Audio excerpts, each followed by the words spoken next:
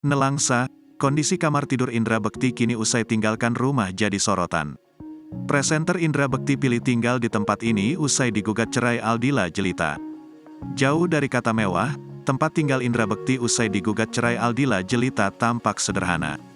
Bahkan, kondisi kamar Indra Bekti usai digugat cerai Aldila Jelita jadi sorotan netizen. Seperti diketahui, Indra Bekti baru saja digugat cerai istrinya, Aldila Jelita. Buntut dari hal itu, banyak netizen yang mengkritik keputusan Aldila. Kini, keduanya sudah pisah ranjang dan Indra Bekti memutuskan keluar dari rumah mewah mereka.